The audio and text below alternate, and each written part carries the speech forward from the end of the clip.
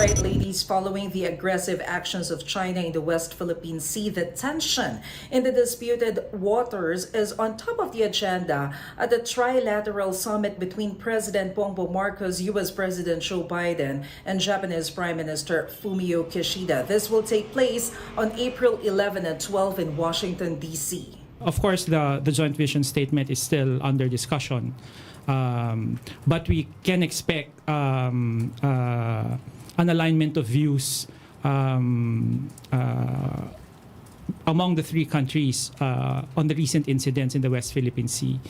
But echoing what President Marcos said in a recent Bloomberg interview, the Department of Foreign Affairs says the conduct of the meeting is not, quote, poking the bear. The DFA also clarifies that China is not the main focus of the Trilateral Summit. The nations also aim to deepen economic ties and push for the adoption of climate change mitigation programs. Trilateral cooperation is not directed at any country. It is really a deepening of the existing strong bilateral alliances that we've had. Such minilateral summits are not new. The U.S. has also had such cooperations with other allies like Japan and South Korea, and with Australia and the UK. The goal is to form strategic alliances between allied nations. The U.S. is also looking to strengthen its relationship with more Asian countries. In the face of heating tensions in Taiwan and the South China Sea, areas that are geographically located near the Philippines and Japan. The DFA says the main call of this Philippine-US-Japan Trilateral Summit is clear. We stand for the preservation of the international rules-based order. Our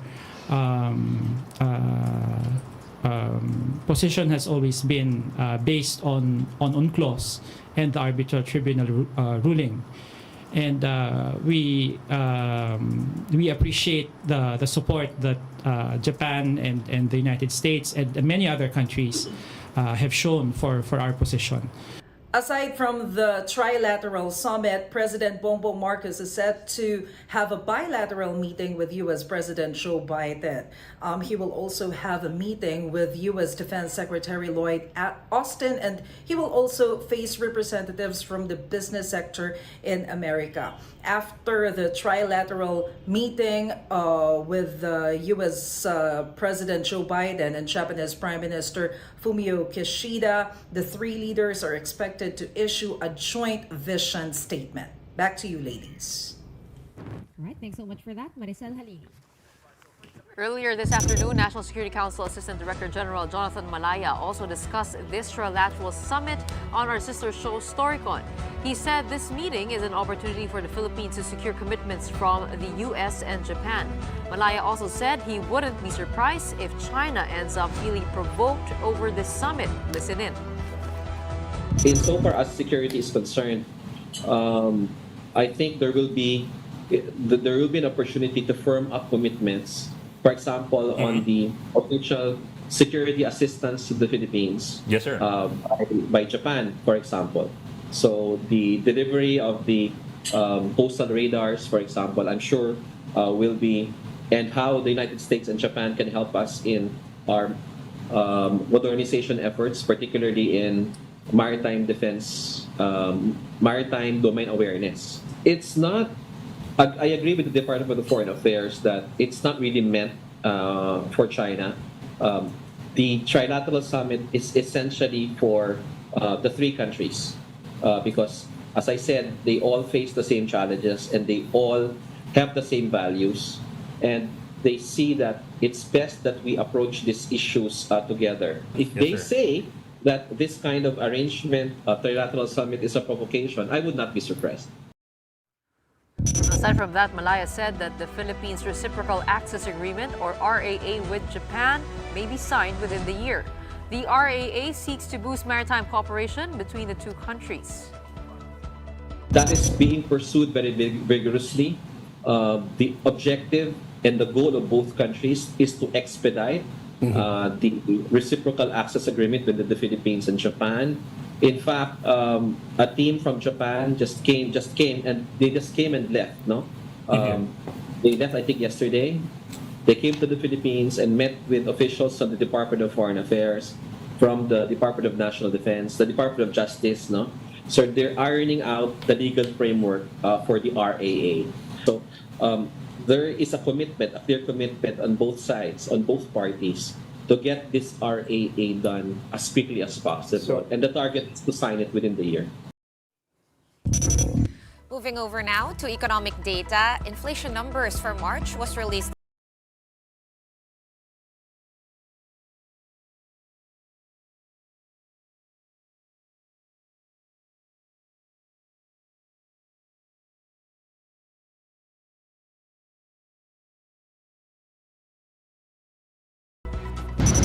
Shawn, the Philippines saw faster inflation for the second straight month, and the culprit? Higher food prices and transportation costs. Inflation clocked in at 3.7% in March, up from 3.4% in February. This still falls within the Bangko Central's forecast range for March. Year-to-date inflation now stands at 3.3%, also still within the government's target band. Like I said, last month's inflation was driven mainly by food and transport costs. Food alone accounts for more than 76% of inflation. Rice prices remain as the highest contributor to this, with an inflation rate of 24.4%, which is the highest since February of 2009.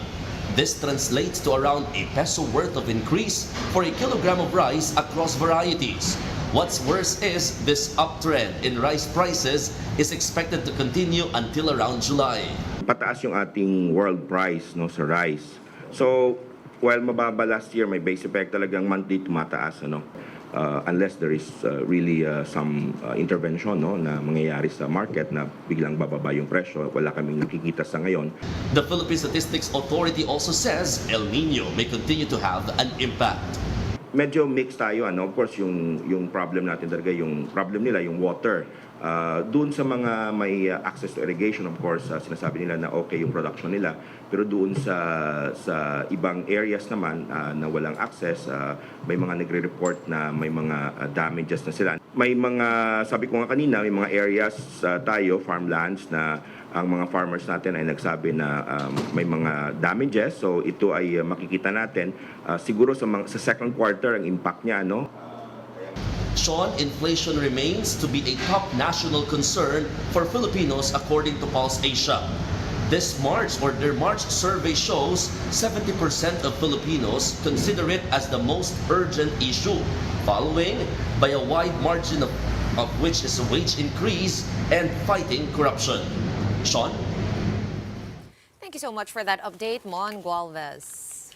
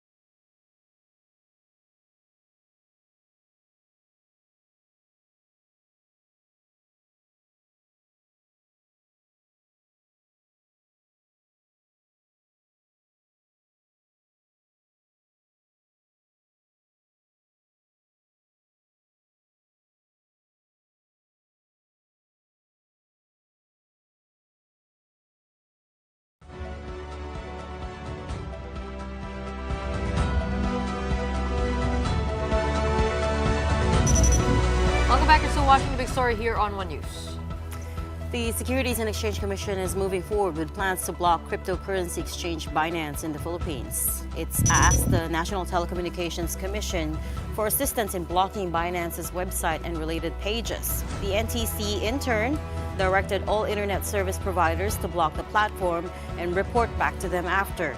The SEC first issued the advisory in November 28 last year and gave users a 3-month transition period. Binance was found to be operating without the necessary licenses. The SEC called it a threat to the security of the funds of investing Filipinos. To help us understand their decision, we have with us tonight Attorney Paolo Ong. He is the officer in charge of the SEC Philifintech Innovation Office. Good evening, Attorney. Thanks for being with us tonight. Good evening, Ms. Gretchen and everybody. Thank you for inviting us on your show. You were a little bit choppy there. Can you hear me okay? Yes, I do. Okay. I guess it might be our reception because it's coming across a little bit choppy. First of all, it's Philifintech, correct? The office is called Philifintech. Yes. This is it's the a bit office. of a tongue twister. Indeed. I didn't want to say that, but thank you. Philifintech. This is the office that regulates fintech companies in the country. Yes. Correct? Okay, great. First things first, I wanted to give you a chance to explain to our viewers how you got to this point where you felt that banning Binance permanently was the only recourse because, I mean, I understand the violation was operating without a license, but I'm also sure that you wouldn't have, the Anbank wouldn't have taken such a drastic decision as a first answer. So what happened there? Yeah, so we've been looking at Binance ever since. It's the largest crypto exchange in the world. However, due to recent events, especially with CZ, their CEO, we took dig a little deeper on the investigation, and we found that it's necessary to ban the platform. Were there not efforts from the company to reach out to try to apply for a license or at least dialogue with you guys? As far as SEC is concerned, there are no official or formal application to register here in the Philippines. So And was they it never tried one-sided? to. They never tried to reach out to, do the right thing. As far as I'm concerned, they have not. What happens now to those who have invested into this platform? So as we issued the advisory last November, we gave a 3-month period. Actually, we extended the period to for the people to take out their money or investments from the platform, and hopefully they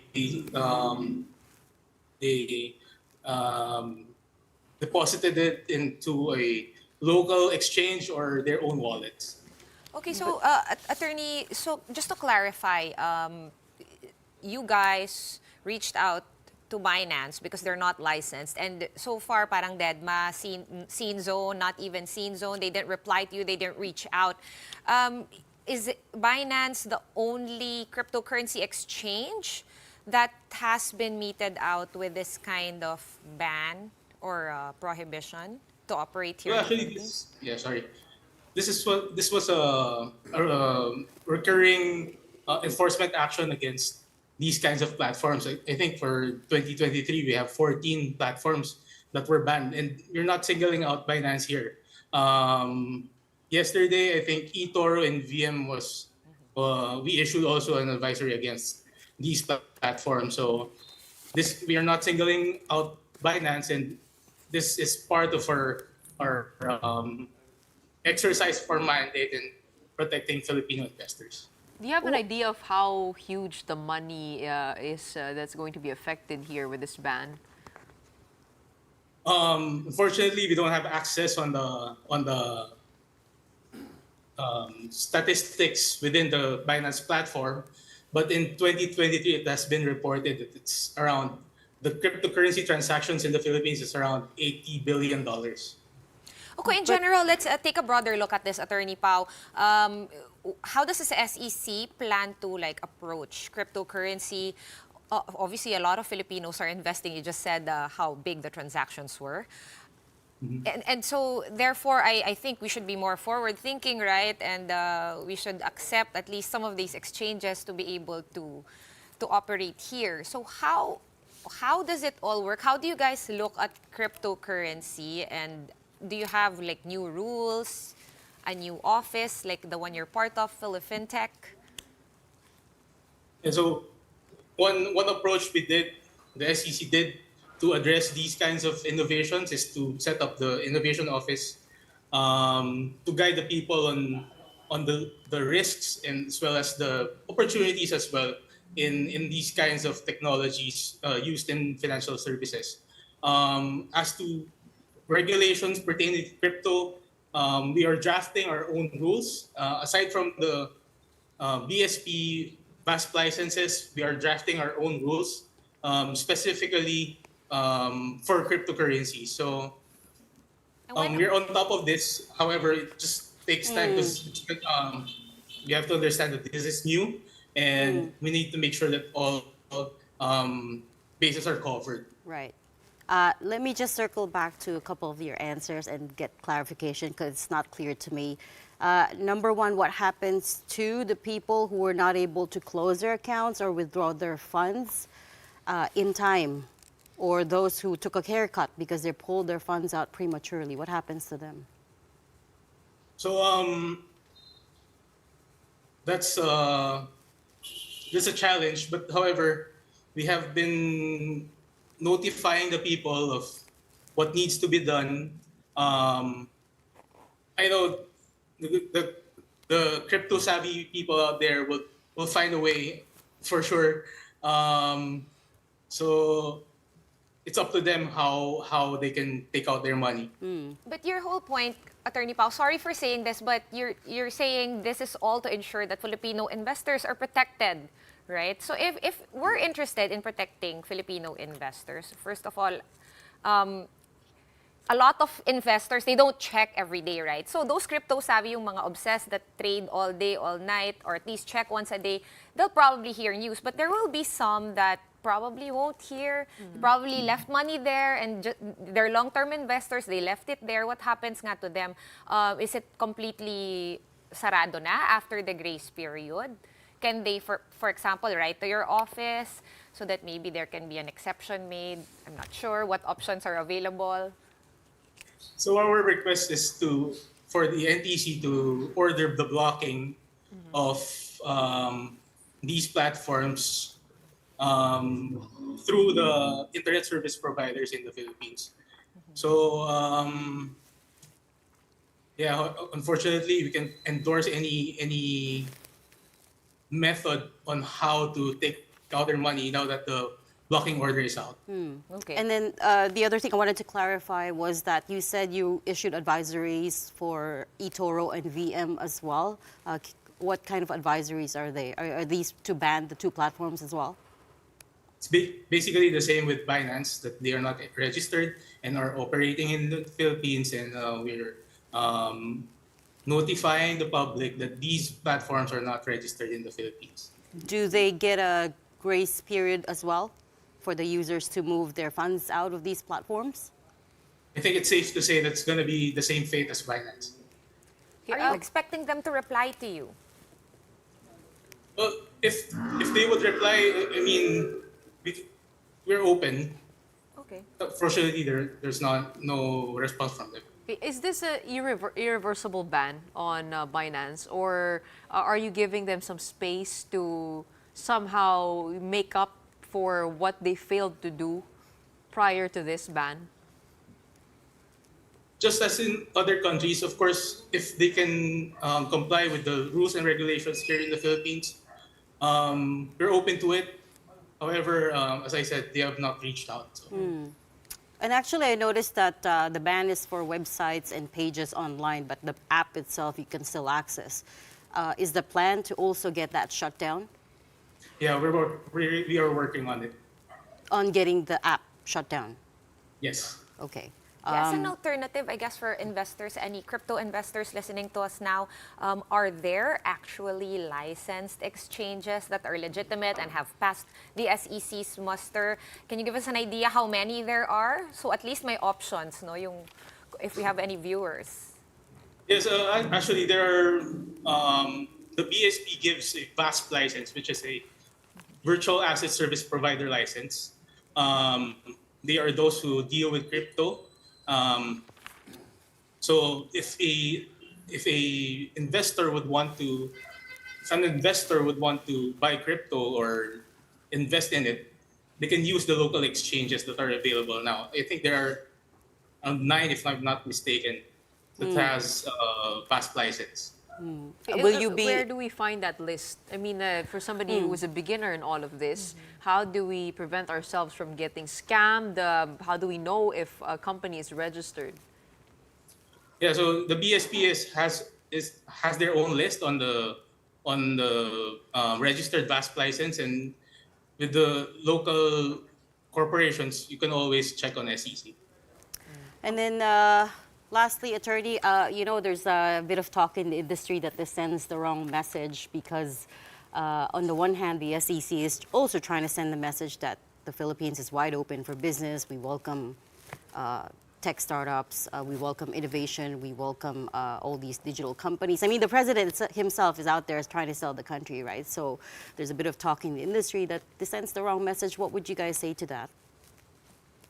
Actually, we don't see it as that.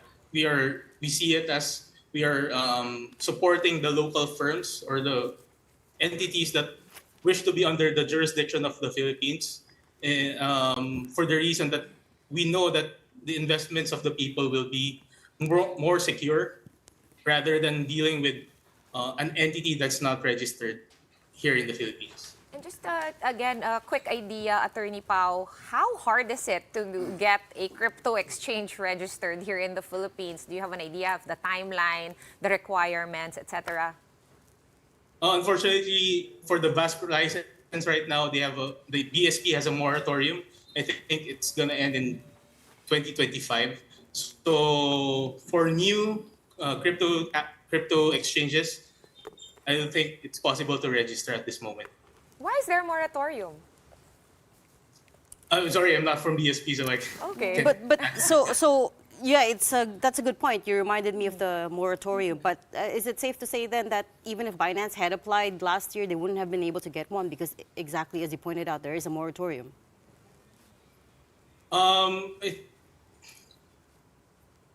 Yes, if they would register as Binance themselves. Oh, okay. So the I guess they will just have to wait it out. Yes. Okay. We're going to have to leave that there for tonight. Thanks so much for joining us. Attorney Paolo Ong, Officer in charge of the SEC Philifintech Innovation Office. And let me just take this chance to extend our condolences to your office for the loss of Commissioner Hubert Guevara. I'm sure it was hard for everyone there. Yes, it is. Thank you very much. Thank you for your time. A quick break for now. Right after that, why are more Filipinos choosing to delay marriage and having children? We'll find out from Commission on Population and Development Officer in Charge, Executive Director Lolito Tacardon. When the big story returns, keep it here.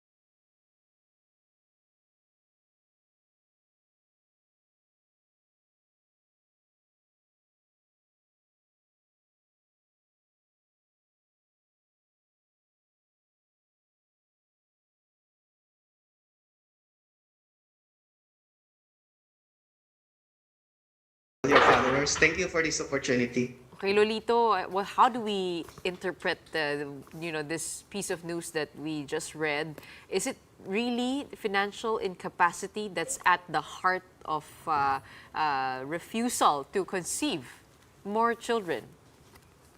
Yeah, let me clarify the background of the study that we did. If you can recall, now, during the start of the pandemic, we alarmed the public that there might be some increase in the fertility level of women because, for one, of the restrictions impacting on the access of women on family planning services, and from public health facilities.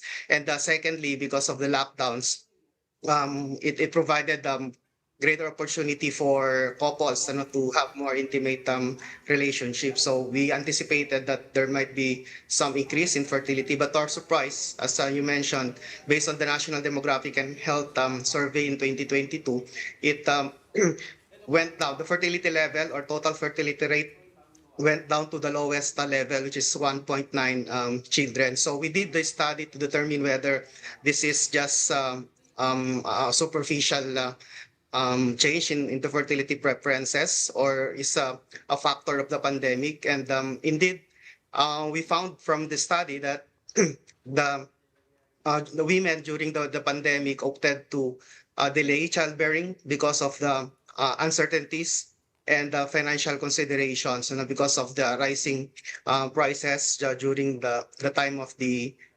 pandemic. But the study also asked about the changing fertility preferences of women, and even before the pandemic, we are now observing actually changes in the patterns of marriages as well as fertility decisions among women. And as you mentioned a while ago, many women are now preferring to have a lesser number of children, primarily because of their improved socioeconomic condition. That's already outside the pandemic scenario.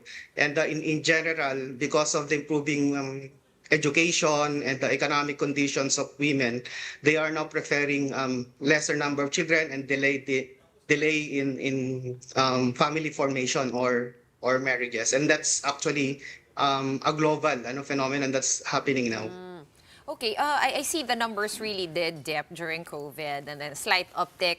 But your report did say overall, pababa talaga siya. Not naman a drastic drop, but we can definitely see the slide in the graph line.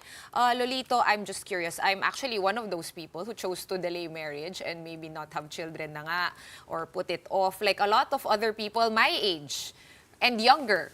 A lot of people are making this decision. But to my other co-anchor here. Naparinggan ko lang si Gretchen ng slide niya. but sila yung exact demographic that you're talking about. Natamaan kami dun sa report. So we're actually confirming that yes, may katotohanan, no? And we are living examples. But some people will say, no, it's good. My mom used to tell me, don't have a lot of children, it's hard, you won't be able to enjoy your life. And, it's better if they're lit, konti lang, para, matutukan mo isa-isa. It's also a trend that we see in more developed countries, that as a country gets more developed, kumukonti talaga yung number of children per woman.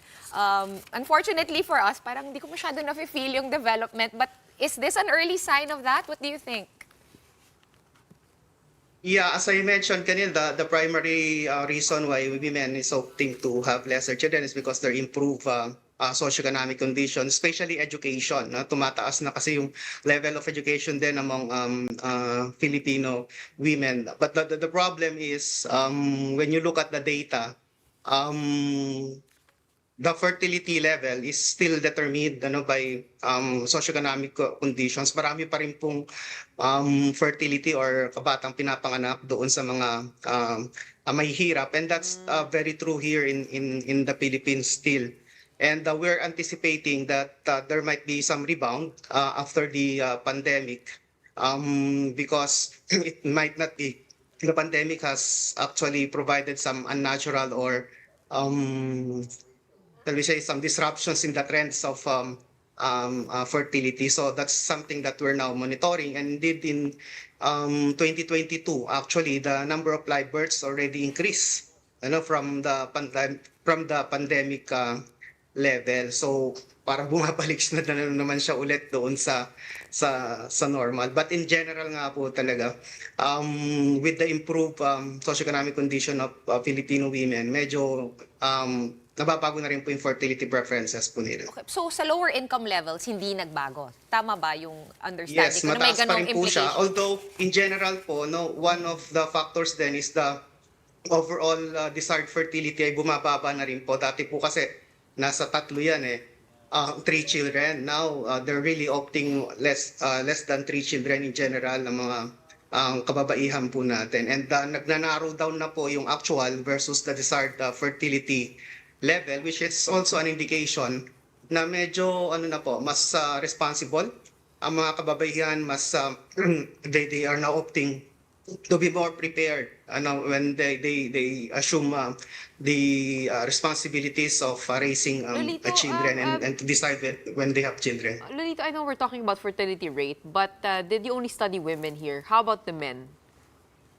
Yeah, that's the problem of the studies on fertility, because the National Demographic and Health Survey only covers women. How come? Because it's in our control. Because they are the ones bearing children, so it's activity that's only for. But of course, the decision to women. the decision to put off marriage and having children come from the two people involved in the relationship, right? I mean, don't you think that places the burden unnecessarily on the women? Yeah, you're right. Actually, one of the key issues, gender issues of that related to family planning is that many of the decisions in terms of, for example, contraceptive use and even deciding when to have children or how many children to have is still being decided by men. No, ironically, although dapat babae nagde-decide because it's her body, no. But ang nangyayari po, since ang lalaki pa din ang mas superior in the decision within the context of in the Philippines, nagkakaroon po ng tinatawag nating gender issue in terms of decision, fertility decisions, and that's something that the government, especially CPD, is also working on. No? That's why we have katropa, na we call it kalakihan tapat sa responsibilidad to progression sa pamilya, which is essentially promoting male involvement in family planning, especially in using contraceptives, because even the options and ranges of contraceptives that we have here in the Philippines and globally actually are mostly for women. No, we only have condom and vasectomy for men, and yet we have a very minimal acceptors of those kinds of contraceptives among men. Right. Yung isa pang concern, in terms of an aging population, that's actually not a problem here in the Philippines. If I recall, yung last time I heard, yung demographics natin, yung average age of a Filipino is 23 years old. Now we understand na a declining population down the line, in the long term, it's going to be hard for the country economically speaking. Kasi bababa yung mga taxpayer base, konti na lang yung mga makakatrabaho. Are we in danger of falling into that trap long term, or so far our numbers are still okay? Because I mean, my impression of the Philippines is that medyo marami naman tayong mga Pilipino. At magaling tayo magparami. Tama po kayo. Yeah, actually our na po din, age composition or age structure is already changing din, with we are looking at significant increase in the working age population, or the 15 to 64, and steadily increasing older population, or 65 and above, and also declining proportion of the population base, which is yung mga 0 to 14. And the PSA actually projected that by around near 2030, medyo papasok na po tayo doon sa tinatawag na aging population, because our 65 and above will get into 7% level na. And by international definition, a country can be considered as an aging population if the proportion of 65 and above is at 7% or more already. So tayo medyo nasa ano na po tayo, 5.4% na ang ating older population. So this early talagang we are trying to coordinate with concerned agencies to really to start talking about policies and mga interventions to address these demographic shifts in the country. Yung delayed marriage, may idea ba kayo how much on the average marriage would cost here in the Philippines? Ang indicator lang po natin nung delayed marriage actually is the increasing age, median age of marriage, kasi for example, based doon sa 2022 civil registry and vital statistics, mga nasa 28 years old ang median age of marriage, yung mga registered marriage for women, and for men it's 30 years old, no? So medyo mas delayed pa sa mga kalalakihan po. So that's the only indicator na we have. Even kasi yung mga first marriage talagang from National Demographic and Health Survey tumataas na rin po yung age niya. So it's an indication of delayed marriage po talaga. Curious lang ako, Lolito, ano ba yung ideal fertility rate natin para, ma-maintain natin yung Filipino population the way that we want? May ganun ba? Or in economic terms at least, is it enough to replenish the working age population? Or are we going to get in trouble like Japan, for instance? Yeah, for our stable population po, ang ideal is the replacement fertility level, which is 2.1, no? Enough to replace yung mga older generations, no? Parang in layman's term, may papalit sa nanay at saka sa tatay. So that's why nasa 2.1 children yung fertility level na tinatawag po natin, so that kung meron tayo niyan, kakaroon tayo ng stable population, enough to replenish po yung population natin from generation to generation. So that's 2.1 from 1.9 children per woman. Alam mo na, Shawn. We call that Ikaw na, Gretchen. fertility. May oras ka pa, Gretchen. Huwag masyadong late mag-asawa. improve the numbers, Nag-contribute ako sa survey ninyo. Galit niya si Lolito eh. So for all these changes, yung delayed marriage, people choosing not to get married, baka naman kasi, Lolito, mahirap mag-get out of a marriage kaya ayaw rin mag-asawa ng mga tao. A lot of reasons, right? Pero what does this mean overall for the Philippine economy? Well, we take this as an opportunity actually, with the declining fertility level among Filipino women, because as I mentioned, the women and the couple or the family in general would have greater capacity to provide for their needs and to participate in economic activities. No? So by doing so, they can generate more savings than expenses, and they can contribute to the economy. And that's what we call demographic window of opportunity. Now, because based on our age structure, as I mentioned a while ago, if you have more working age population, and if the country would be able, or government would be able to employ them, then that's a huge contribution to the economy. But if it fails, of course, to provide the preconditions for employment and the quality of the human resource like education and the health of the working age population is not responsive to the demand in the market for jobs, then kabaliktaran mangyayari na they will become dependent sa government's resources.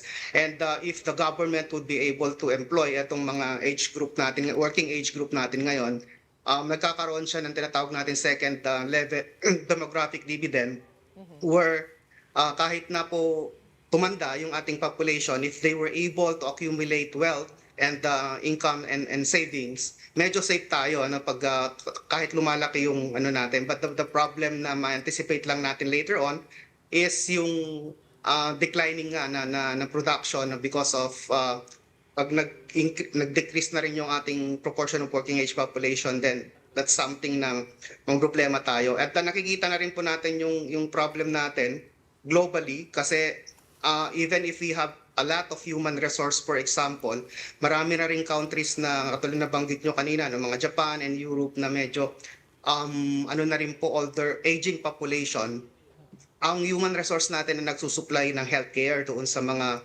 ano natin, no, doon sa mga countries na yan. And ang problema natin, once tayo naman ang nangangailangan later on, baka hindi natin ma-secure yung healthcare kung ang mga tao sa atin ay lumalabas. So that's also the other implication of that. So we need really to address that through proper policies. Doon na lang ako magko-contribute sa savings tsaka sa economic Oo, growth. correct. Di ba? Lahat naman, no, pwede pa rin magkaroon ng contribution. Well, thank you so much for joining us tonight and giving us more insights on that. We have Lolito Tacardon, Deputy Executive of the Commission on Population and Development. Galit niyo talaga si Lolito. Nag-contribute nga kami sa study niya. Kung meron tayong islands na lumilitaw pag low tide, meron ding bayan na lumilitaw naman pagka mababa ang level ng tubig sa dam. What you are seeing now is our big picture.